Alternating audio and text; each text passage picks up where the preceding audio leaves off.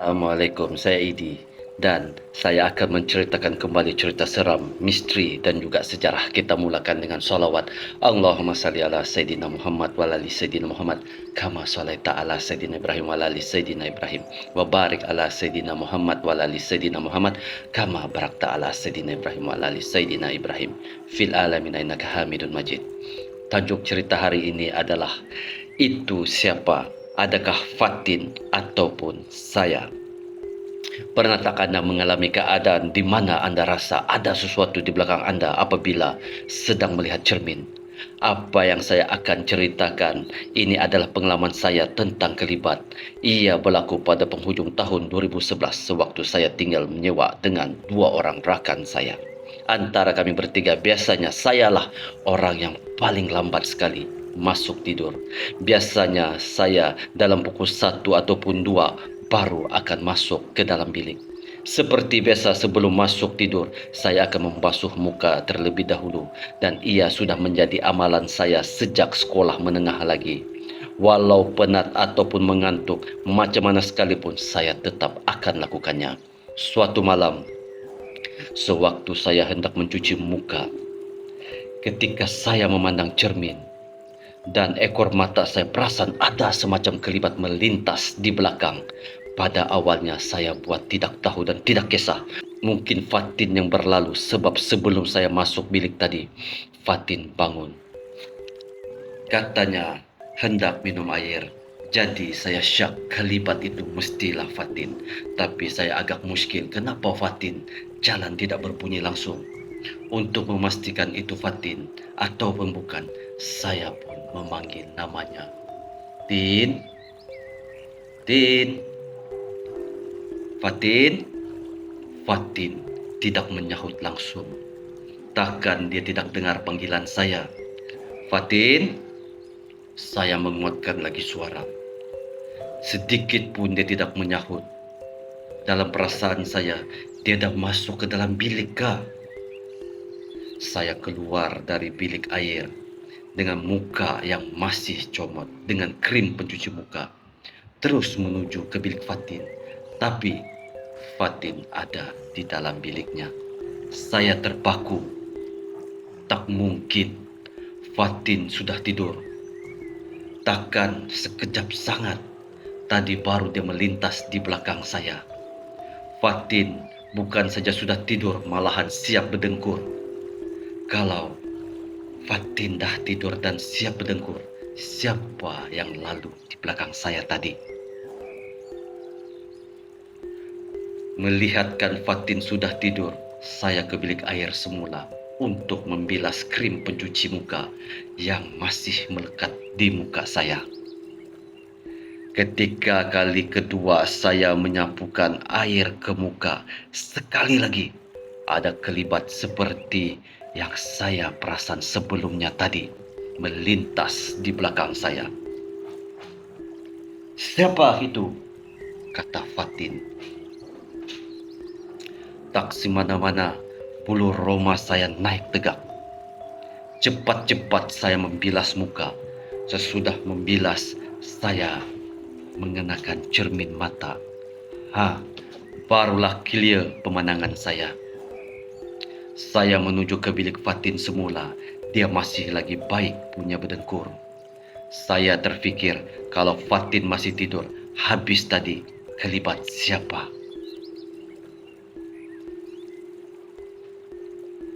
Siapa lagi ada di dalam rumah ini?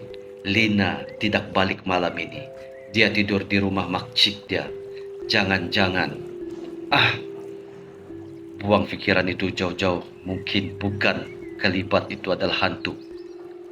Saya rasa kelibat yang melintas di belakang saya tadi hanya khayalan saya saja. Kalau dah rasa seram tuh, macam-macam boleh terlintas di kepala. Saya harapkan ianya hanya khayalan sahaja. Ketika menuju ke bilik, sekali lagi saya rasakan ada sesuatu yang mengekori. Saya mematikan langkah. Saya pegun. Tetap di situ. Dari biasan cermin mata saya, Memang jelas benda yang mengekori saya itu turut berhenti. Saya menoleh ke belakang dengan pantas. Manalah tahu kalau saya dapat lihat siapa dia. Rupa-rupanya tiada sesiapa di belakang. Memang tiada sesiapa di belakang saya. Saya berjalan semula dengan pantas menuju ke bilik. Di depan pintu bilik saya membaca Al-Fatihah sambil saya membaca bulu roma. Tangan saya naik semula. Habis baca Al-Fatihah, saya buka pintu dan kemudian menutupnya dengan cepat. Tujuannya supaya benda yang mengekori saya itu tidak ikut masuk ke dalam bilik. Di dalam bilik, saya baring di atas lantai dan bukan di atas katil. Dari lantai, saya seakan-akan terpandang ada benda berada di atas katil. Saya tidak pasti siapa atau apa ke benda itu. Saya pun pingkas bangun, tapi tiada sesiapa pun di atas katil. Saya mula panik, lalu saya bangun dan baring di atas katil. Saya tidak mematikan lampu, biarlah ia terpasang.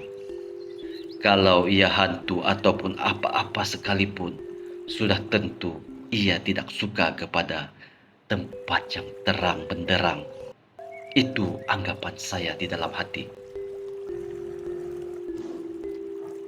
Dada saya berdebar-debar, tidak karuan, sambil mata saya liar memerhati sekeliling di dalam bilik.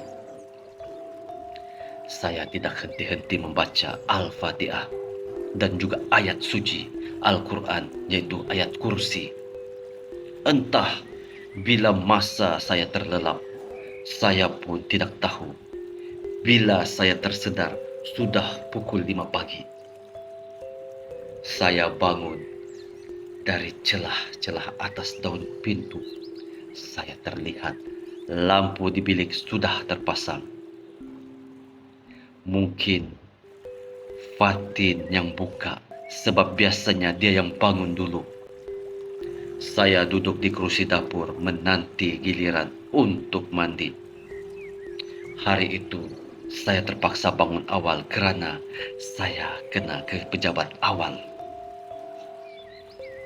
Lama juga saya menanti Fatin keluar dari bilik air, tapi dia tidak keluar-keluar. Bilik air pun senyap saja, tidak ada bunyi macam orang mandi. Lama sangat menunggu saya menuju ke bilik Fatin.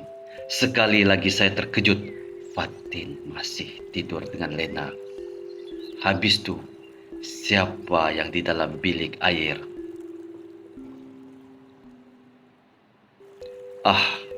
Mungkin Fatin dah bangun tadi.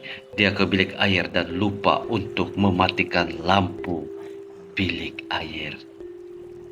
Saya cuba untuk mententeramkan fikiran saya dan membuang jauh-jauh andaian yang bukan-bukan.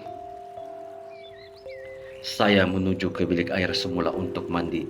Sekali lagi peristiwa malam tadi terjadi ketika saya menuju ke bilik air. Di belakang saya seolah-olah ada benda yang mengekori. Sekali lagi bulu roma saya naik.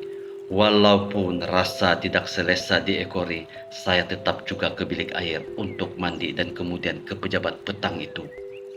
Setelah pulang dari kerja, Fatin menunggu saya di restoran untuk makan malam. Pelik saya tengok Fatin, selalunya jarang diajak saya makan malam bersama-sama. Biasanya dia dengan Mali, teman lelakinya. Di restoran yang terletak tidak jauh dari rumah kami, Fatin menceritakan kisah yang seram dia alami semalam dan pagi tadi. Kata Fatin, ketika dia bangun untuk minum malam, dia rasakan ada benda yang mengekorinya.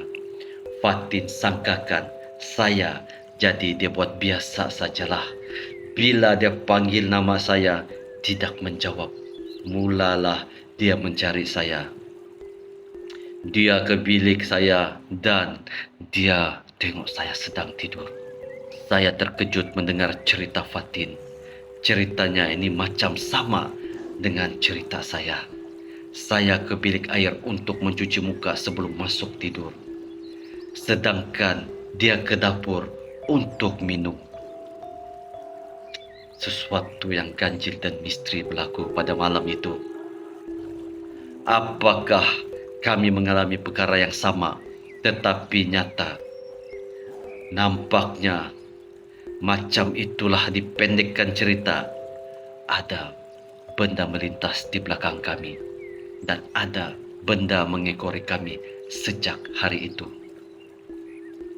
Fatin ajak saya tidur di ruang tamu. 3 malam kami berdua tidur di ruang tamu. Malam keempat barulah Lina pulang dari rumah makcik dia. Kami pun menceritakan segala-galanya kepada Lina. Lina pun macam kami, penakut juga. Akibatnya mulai malam itu kami semua tidur bersama di ruang tamu. Sehingga akhirnya kami masing-masing berpindah. Sejak kami tidur bersama, gangguan itu tidak berulang.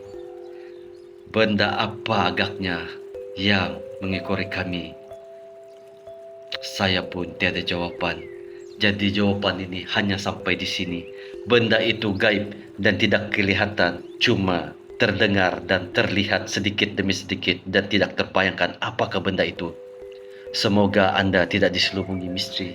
Saya minta maaf jika ada kesilapan dalam percakapan, jika ada kekurangan dalam penceritaan. Assalamualaikum warahmatullahi taala wabarakatuh.